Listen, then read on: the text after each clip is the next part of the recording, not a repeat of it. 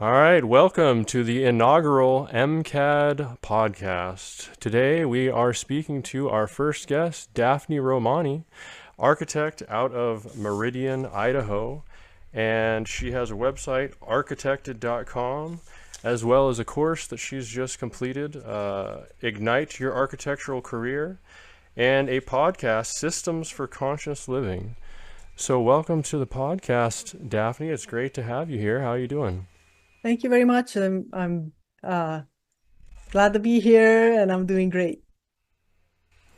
That's awesome. We have bumped into each other on a lot of different projects, and it's great to have you here to talk to you on my first podcast. The one thing that I really wanted to, if we could talk about first, we've both been working on courses, and we, through building our own courses, kind of met in an online community where we were learning about that.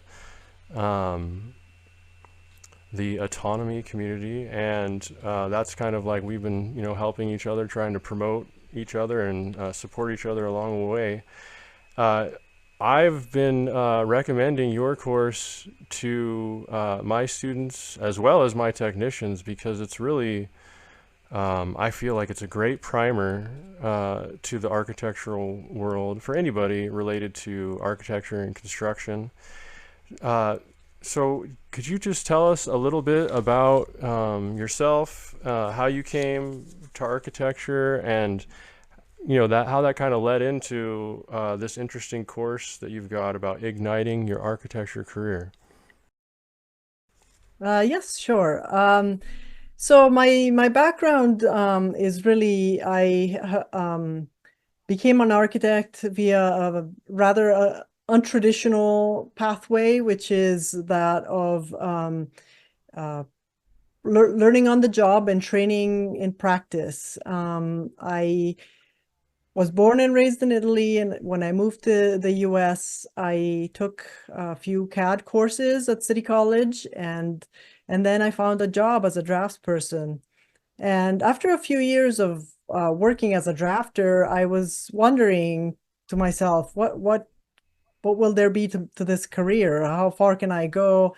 And I started investigating different options, and I found out that in the state I was in at the time, I could actually do training on the job. And after 5 years of working experience, I could submit all the paperwork and undertake all the examinations and pursue my actual architectural license. And for those out there that are interested in going that route, there are still states out there that allow that path. I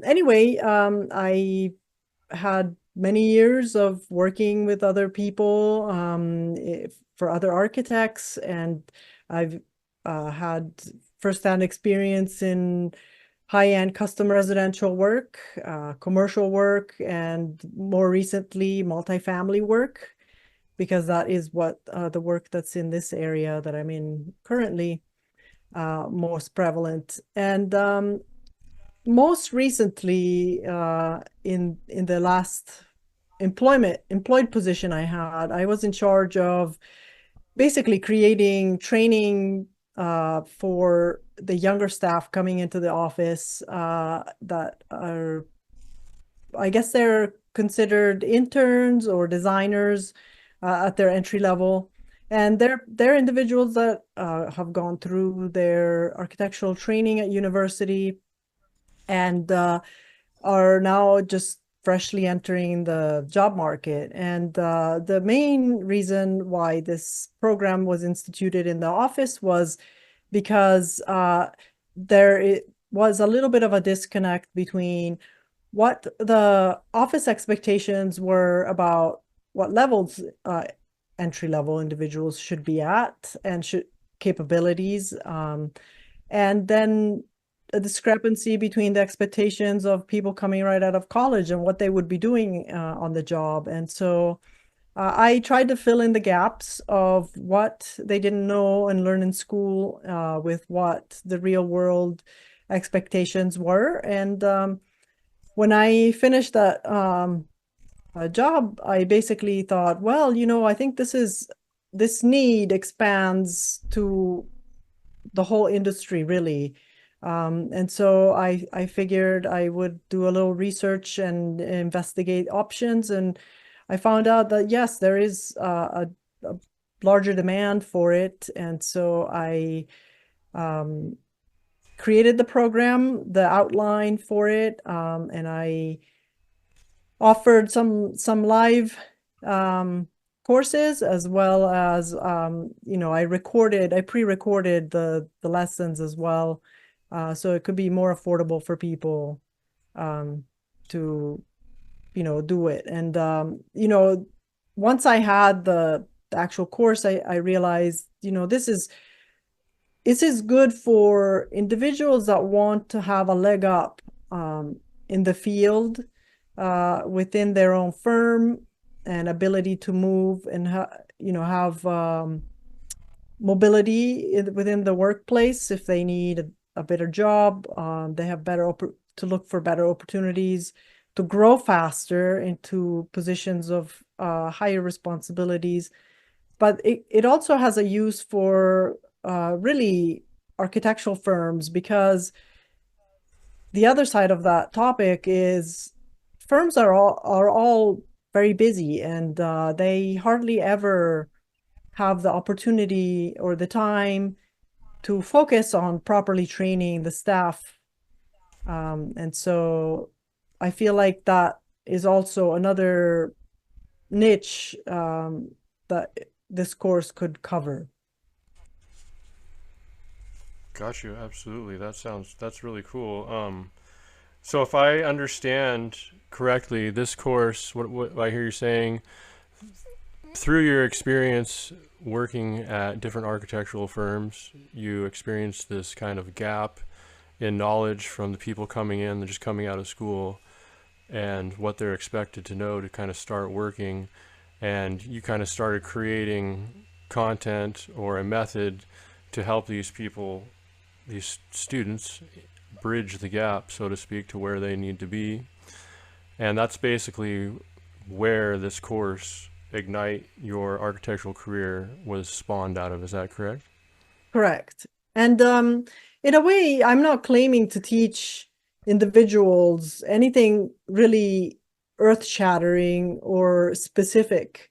What I'm trying to accomplish here is to provide an overall view of what does the profession of architecture look like over the years, and what should you, as somebody new, what should you focus on throughout your career if there are specific goals that you have. And I'm not going to teach you how to draft, but I will basically point out what areas should you focus on to improve your drafting skills, capabilities, and really the thinking processes for you to have a better chance at succeeding and making yourself invaluable in your workplace. Right. Yeah, very valuable skills these days. Um, I like along with what you were just saying. I think that really stood out to me from in the very beginning um, was um, the way you're talking about thinking about where do you want your architectural career to go in the long term. And a lot of people aren't thinking that far ahead, but that's really what you're trying to help people think about, and to realize that there's a lot of choices that they can make now that can affect the direction that they end up long term that they may not realize. And you're kind of like outlining how, if you want to head up, be specific in the direction you're trying to go. If you kind of aim yourself towards these paths, it will help you if that's where you're trying to get to. Is that kind of sum it up a little bit? I hope I didn't make that more confusing than it is. No, I think that is basically the gist of it, because I feel like the path I've taken has really been invaluable for where I'm currently at. And knowing that maybe in my future, I'm more prone to working for myself and setting up my own business as opposed to working for a larger firm, which might require different skills or Yeah. technical skills or specific niching down on technical aspects of the practice, rather than knowing how all of it works and being able to handle every aspect of a project. Yeah, very cool. Okay. And so like speaking for myself personally, the majority of the content that I'm creating right now is related to fire sprinklers, but I've been 20 years in several parts of the kind of architectural and engineering world, and so I can totally see, as I, went through your course, exactly what you're talking about. But, the people who need this are the people who don't necessarily see how the things connect from front to end, and it's really incredibly valuable. I mean,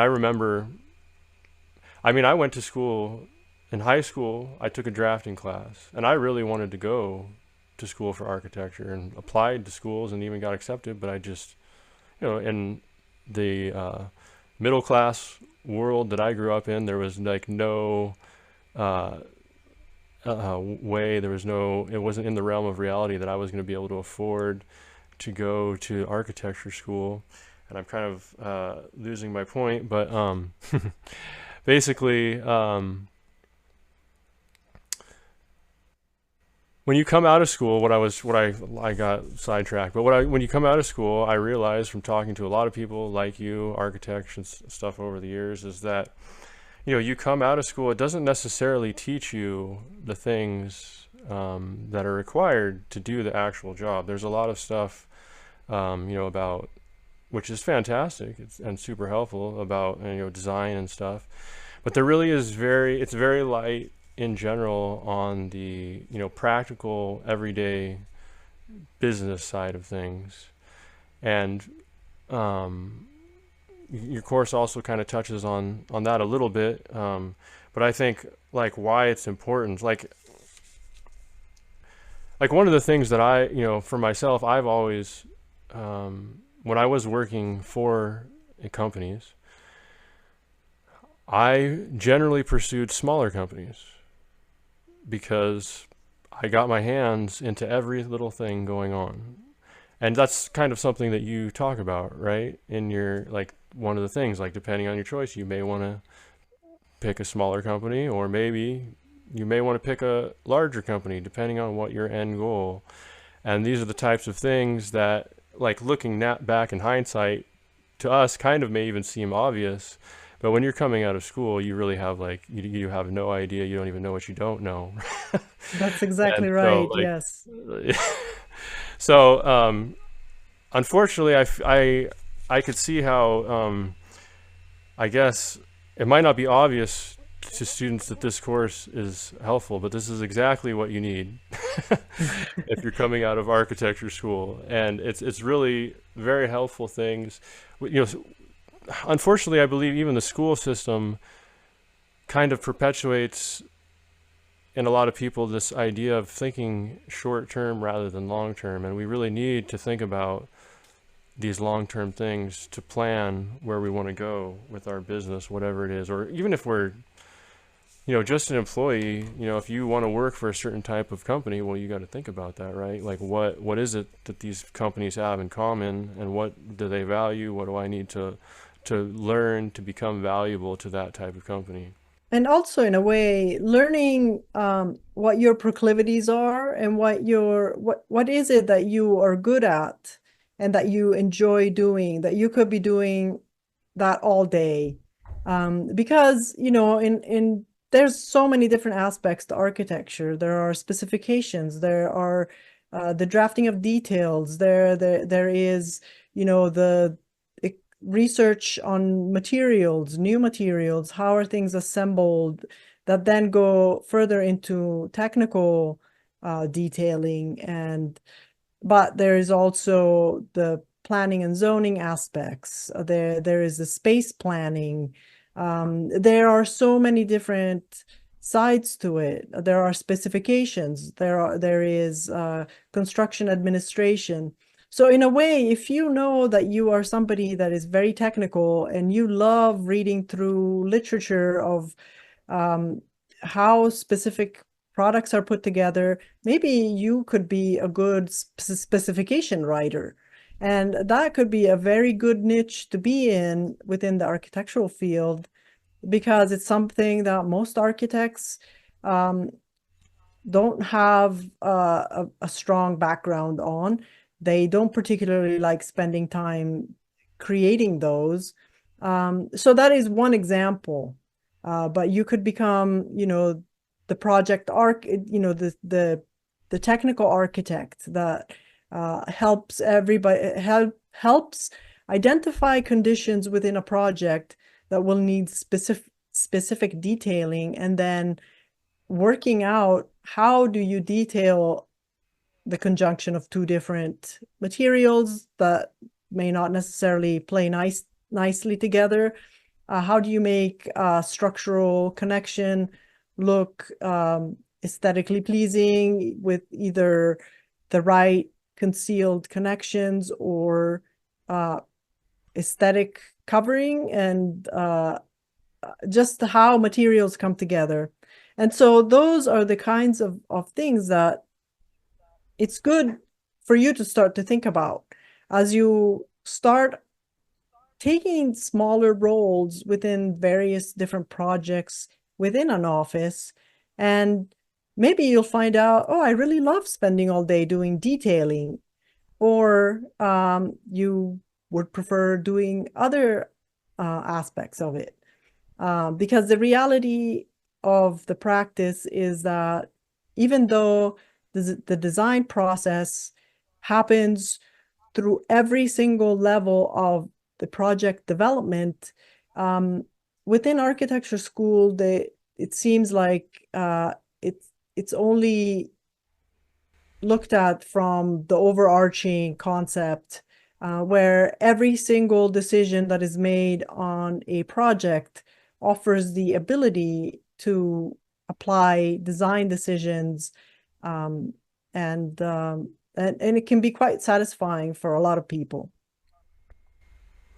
Those are great points. There really are, especially the larger the firm, right? The more niche down you really can be, really can learn. If there's something that you just love doing, there's somebody that will, pay you to do that all day long.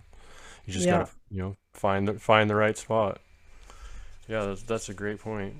On the other hand, Um, knowing whether that, knowing that ahead of time, it can also help you not become either pigeonholed or yeah, specializing in something that even though you're really good at, you don't really want to spend all day doing, and that you can make sure that you get exposed to additional fields, additional areas that you would like to learn more about. Because ultimately, if you're aiming to become a sole proprietor or practitioner, or maybe a partner in a small firm, you want to be able to have as much exposure to all aspects of the projects. So, if you know that that's your goal, then you need to make sure that that gets covered at some point. yeah, those are great points. Very, very cool. Um, awesome. Let's see. Is there anything else? I got a huge list of questions. We'll probably have to meet again another day. A lot of interesting things we could talk about. But is there anything else about the course we should highlight real quick before we move on from that? Um, no, I think the this course is really an opportunity to start a relationship, and it's not just, hey, this is the material, go and do your thing. I'm offering my time to really become a mentor and advisor for your career path, meaning you don't have to make all the decisions by yourself. You can have somebody to bounce ideas off of. And sometimes people that are in your field and that have done what you might be trying to accomplish, it might be a helpful resource. And it's not always easy to find that kind of resource within the office you're working in. So I'm basically opening up the door to say I'm willing to help and advise and listen to what your long-term plans are and see if I can in somehow assist. Um, the other reason why, an additional reason why I created this course is because in my long-term plan, I'm also starting my own architectural practice. And at the time I was thinking, well, if I end up having to hire additional people to help me out, it would be nice for me to have something that I can um, hand somebody to and know that they at least have the foundation of how I envision uh, somebody or a practice working. So Yeah, very cool. That's awesome. I mean, that's kind of how we really came together, met each other, working on courses. I had the same idea, trying to direct people to my fire sprinkler business by building the course, but also someday if I can grow, the only way to scale is to be able to train other people. So it's like dual purpose. I think that's a great way to promote your business. That's really cool. Um, well, I wanted to ask you a little bit about your podcast, Systems for Conscious Living. Um, I know you talk about a lot of just really cool topics related to architecture, but not just that. Permaculture, natural building, water harvesting, um, lots of different topics. And man, one of the things that I was thinking of, uh, I know you do a lot of stuff on natural building products. That's really cool. I've seen some of your stuff on podcasts about hempcrete and things like that. And you were talking earlier about in your course, people learning about drawing details and hiding these structural fasteners. And the first thing I think of I love natural building construction. I love earth homes and stuff. I like timber frame homes, all kinds of, a lot of timber frame stuff is done with cob in between. And I love all of that stuff. Everything in our society now is so synthetic. But the thing that comes to my mind always, because of my experience in the construction industry and all this, is the challenge is always when you're permitting natural buildings. Plans examiners across the world, it seems like, the United States anyway, especially. I'm curious about how this is in your area in Idaho. But man, they just really have a hard time approving anything, especially structurally, when there isn't a Simpson hanger somewhere that they can specify and say, okay, yes, this building will not fall down because this piece of tin happens to be in here that has a piece of paper associated with it. But your earth home, even though we have examples of homes probably that have been around for hundreds or thousands of years, it just sounds too dangerous. I'd love to hear about your podcast, but just to kind of start out, could you kind of talk about those kind of issues that I'm talking about, the challenges associated with natural building and the permitting process? yeah, so basically, yes, those challenges are there, but they can all be overcome. And the way they are overcome is by having patience, knowing that those challenges are there and tackling them systematically. And what I mean by that is knowing what areas of the code you can embrace to really help you to address the concerns that the plans examiners might have. And through my podcast and the interviews that I've done, I have learned that there are multiple appendices to the various building codes, and the newest one being the one for the 2021 International Building Code, having specifically been added for hempcrete construction. And there, Okay. as you know, over the last few years, the hemp industry has really ramped up, and there's a lot of people really working hard to make sure that this type of material can be integrated easily. So, in this particular case, it's not, sorry, I misspoke. It's not the International Building Code, it's the International Residential Code. And so, but having that in the code, it actually allows people to reference specific codes, even though it might not be the one that has been adopted locally by your jurisdiction. And you can say, I would like to submit for an alternative means and method, is called, and you have a solid resource and to reference for them, that they can say, okay, I recognize that as being a legit resource, therefore I will look into it, and it's a lot more likely for them to really allow that kind of product to pass whatever scrutiny they're under.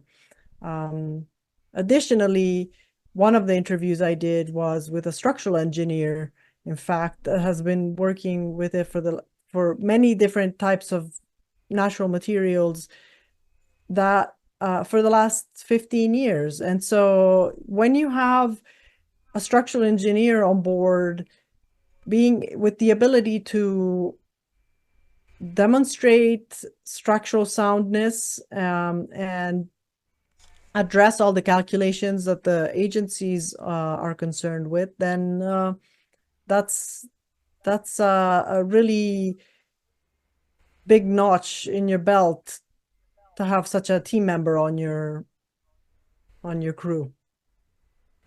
Right. Very cool. Okay, this just brings up tons of questions for me. I'm curious. So it sounds like there's definitely some hempcrete construction going on around your area then, right? On to some degree, like. No, specifically right now there Oh, there isn't any in my area, but more oh, in the Midwest. So okay. the reason why I came up with the podcast is because, once again, I think long term, and so my long-term vision would be to have, my own architectural practice, which I just started, and working with these types of materials and these types of projects. And so I had the same exact questions as you do in regards to, gosh, how do you even permit these things? Mm-hmm. But even bigger obstacle would be people don't even know that these materials exist, that they are a viable solution in general. So if you don't have clients and there's no demand, there's probably not a big chance for you to be able to work on these projects. So I figured what I should do is to help spread the word about natural materials in general and spread interest as to why it's important to build with these types of materials. And my driving factor is really help, because living in an environment that's built with natural materials, it creates a far better, far superior air quality, and quality of life in general, overall. And so that is a little bit why I have had this idea of creating systems for conscious living, podcast or way of spreading information about conscious living in general. And it just so happened that the first topics that came through were about natural materials and natural construction. And so I focused on those topics. And so far I have covered compressed earth blocks, CEBs for short. And there are great resources for that type of construction. I've covered rammed earth, which are great resources for that type of construction as well.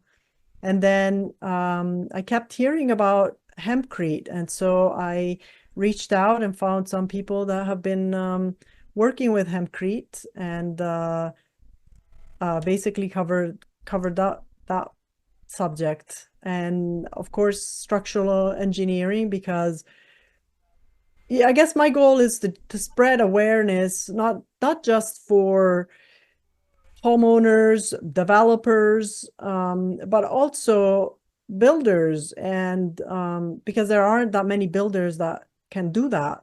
But also other architects, and think about all the people that are coming out of school right now. That could be a niche, especially if you get in early in your career in working with this type of material.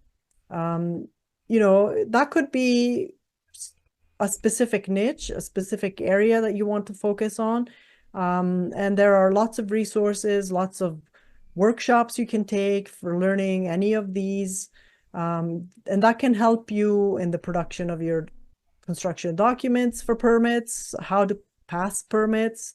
And that's ultimately like a bigger vision even for architected, because as it builds interest and it grows, my vision would be to maybe have a site where people can come, and we have projects. Maybe on a summer we explore the different types of construction systems, how they're put together, how they're detailed, and cater to that type of training and learning and growing with sustainable materials, but ultimately really healthy materials that will create excellent and healthy uh, living environments. It's very cool. This is something that my wife and I have actually been thinking a lot about lately in our own home. I don't know if you're familiar with the term earthing or grounding, but we have been spending a lot of time in basically every evening we've been going out and standing or sitting barefoot in the front yard, and enjoying the evening together. And um, man, it's kind of unbelievable. I'm sure there's people that hear that and just instantly think, that's crazy. And I have to be honest, I was absolutely one of them. Not very long ago. But man, the inflammation, just like it's like it sucks it out of you, and it's made us realize just how we're affected by all these synthetic components in our house and stuff, from carpet to uh, Clothing. you have yes, very much so, yeah. And even like the laminate flooring, that they've got these fake wood, all kinds of stuff that's you make real convenient and cheap for everybody, and who knows what kind of crazy glues and stuff they're putting into that, and all kinds of stuff. And our bodies are just soaking it up. Um, One thing I was wondering about, most of those you you mentioned the CEBs, the rammed earth, and you didn't mention cob. That's what I wanted to ask you. Have you done anything about cob? I have not reached out to anybody that's in Cobb that has been doing it. Okay. I believe there are a lot of people doing it. I'm also paying a little bit of more attention to perhaps the likelihood of and the labor intensity and the viability. I think cob is more for an artisanal type of, single home maybe. It might be less likely to be used on commercial buildings. But what I would like to see happen would be using more of these materials for commercial applications. And in that regard, maybe cob might not lend itself. So maybe that's why I didn't look at it quite yet, but Gotcha.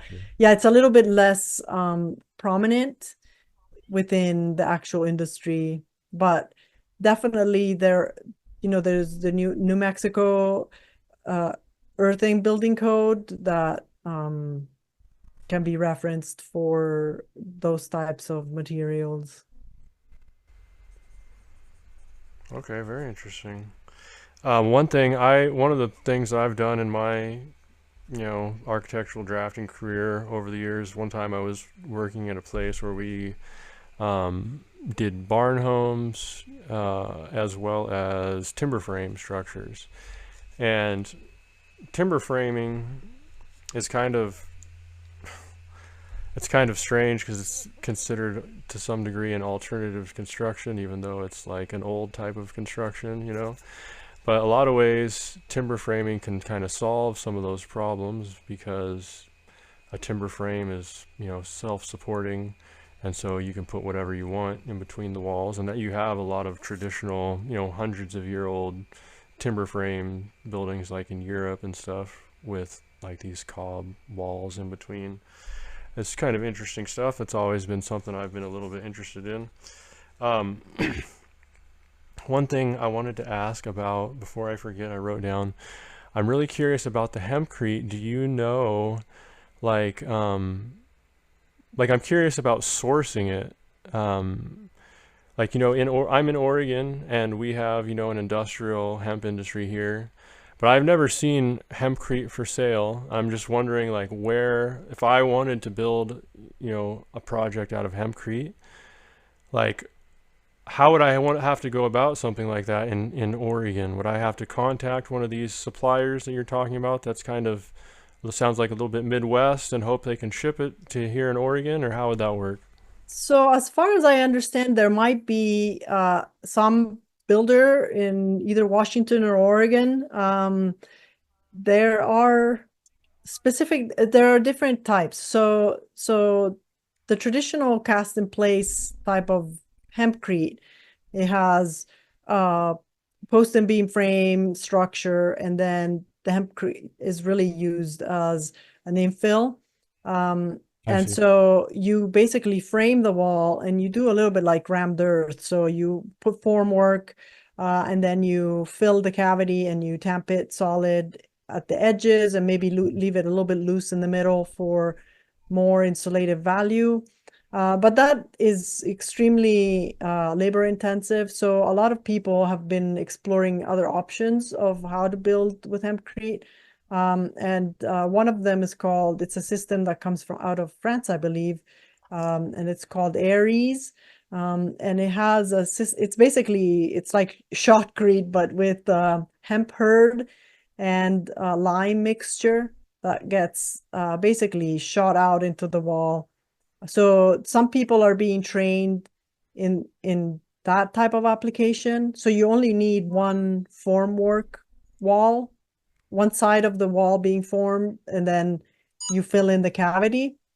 However, you know, so I think that there are people being trained and throughout the country. There are also pre-manufactured um, systems that you can basically Really? order the wall and then they will build it indoors in a quality, and an environment controlled, in a controlled environment, and then it can be shipped to you and then it goes up really fast. So there are different Interesting. options. There are definitely, even though they might not be local, it's definitely possible to make it happen. Yeah, and a little bit the goal with my podcast was the maybe it's a little bit idealistic, but like maybe spark a little interest with contractors as well to expand their repertoire because there aren't enough builders to really keep up with the demand, which I think is increasing daily. So yeah, it's if you find a builder that is willing to venture into something that they might not be fully familiar with, then it might make life easier unless you're doing everything yourself, which it's not always feasible for people. We all have busy lives and businesses to run, and the last thing you need to do is add more work for yourself on building homes. But Right. that's basically the idea is let's make sure that people are aware of these systems, that they exist, and that they could even be really financially viable alternatives and um, opportunities for businesses. Right. I along with what you're saying, I think in my own experience, I think that something can help people to understand. Um, like it makes me think of, I mean, at one time I was working with a contractor that had come here from Canada, and he was used to doing construction with ICF foundation. Are you familiar with that? Yeah, Uh, insulated there's not a lot of concrete. insulated concrete forms, and it was a great system. We even went out and assembled some to try it out to make sure we understood when we were designing it. And it was cool. Went together like Legos. Really neat system. Uh, we were trying to get. I was working at an engineer's office, and we were trying to get other people to go with that. It was, with not just. It wasn't just the insulated concrete forms. It's the whole system because you have a finished crawl space at the end. It's not an open uh, crawl space like we have traditionally here in the U.S. And it just makes the building last longer. Anyway, the whole thing, there's tons of benefits. It's a beautiful thing, but just like you said, like it's not even hard to do. But try and find a concrete guy that wants to do it. He's been using his forms for the last 30 years, and why would he do something different now? He's you know it can be really hard to find people to do these nine types or new types of things. And so if you are a person that's really just a little bit ambitious and interested in this thing, you can really kind of leap ahead by grabbing the bull by the horns and just figuring it out and doing it, because there's a lot of people who are not willing to do that because it's too much of a risk from their perspective, because this way that they've been doing forever works and they're not willing to change. And so the challenge becomes like with that, we could never find every time we mentioned it to a contractor or somebody new or whatever, it was like, oh, that's great, but I can't find my concrete guy will never do it. And it's just like you said, like finding the people willing to do it is a big part of the equation and harder than people realize. And I think that even that is a little bit shifting. The best thing to do for the construction side is to maybe tackle or target people that maybe are just looking to go on their own as in within the construction field, that are young enough and not set in their ways uh, too Mhm. badly yet, that are not afraid to tackle something new, um, and people that might be maybe more familiar or open to other techniques. So, Right. the other Very cool. Go ahead. one more aside to that is I myself this summer went to take rammed earth course, which is really inspiring Nice. because we have seen the wall come up, and the progress was made quickly. There was a lot to it, and but at the same time, knowing that there are resources out there, that if you don't have necessarily all the skills yourself, there are people that are willing to consult and come and help you and give you, the guidance you need, so that, for somebody that decides to tackle the new subject, you don't have to do it on your own. Right. There are resources and there are individuals that are waiting and happy to help in getting you started so that more people can have this. That's a all great points. Um, I want to be respectful of your time today, Daphne. I don't want to take up too much more. One thing I wanted to ask you about real quick that's kind of timely for myself. Um, something you mentioned earlier when you were just talking about. I think it was when you were talking about the course. Let me see, because yeah, you were just talking about like your experience and stuff, and you were. This is probably you're wondering how did you pick that out of everything I mentioned. But you mentioned recently that you've been working on multifamily projects, but you hadn't really in the past. And I'm kind of curious about that because where I'm sitting at today, this is, September 10th when we're recording this, 2024. We're, a little over a month into before the election, and it's in my experience in the construction industry over the last 25 years, it doesn't matter, what is going on with the election, but there's always some disruption in the work around the time period of the election. And it seems like a lot of times it'll be like about a year afterwards before things really kind of settle and calm down.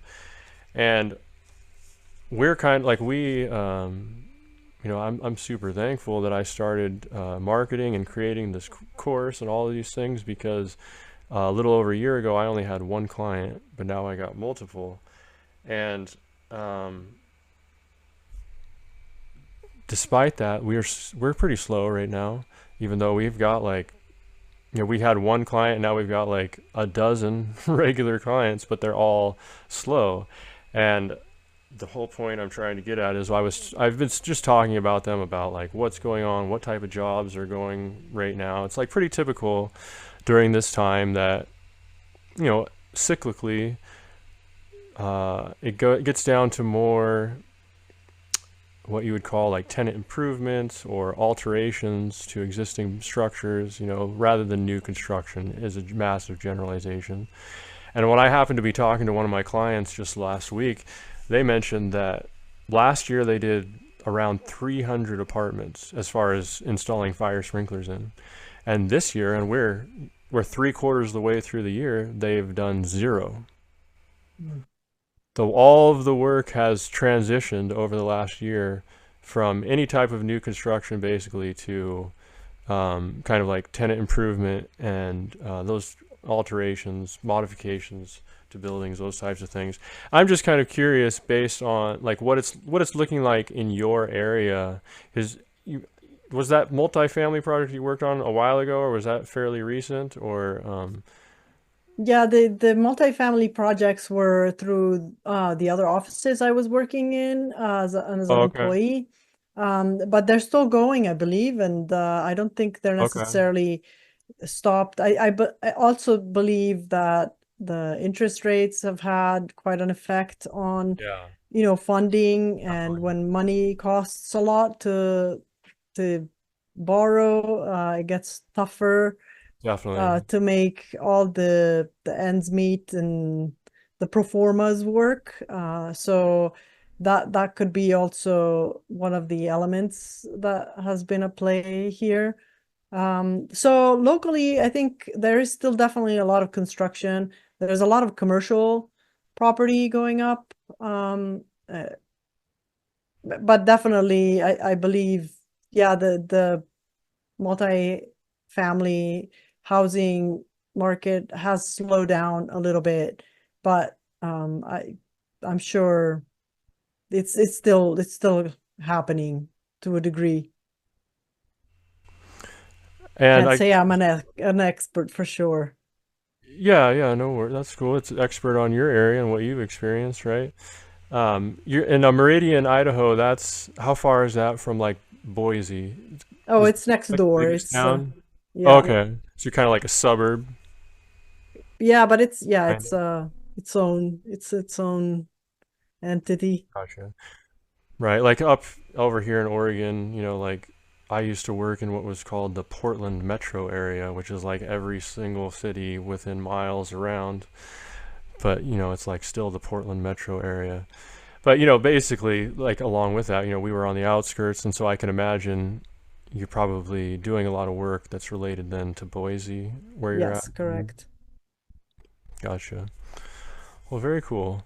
Well, is there before we? I know we got more that we've had several conversations, and I'm sure we'll have more to come. There's lots of questions that I have written down that I wanted to ask you about stuff, but I want to be respectful of your time today, and we'll save it for the next opportunity to do this again. Very good. Before we go, though, you've got architected.com. Tell everybody where they can find you. I'll post in the comments. Sorry, I don't have it prepared to put up on the screen, but I will post in the comments so people can find it. Where are the best places for people to find you? Architected.com with an R. And Brio Architecture is the architectural services that I offer. And through that website, it's brioarchitecture.com. I also provide the guidance link is actually my posts, blog posts, and that's where the podcasts are posted. So you can see all the episodes there.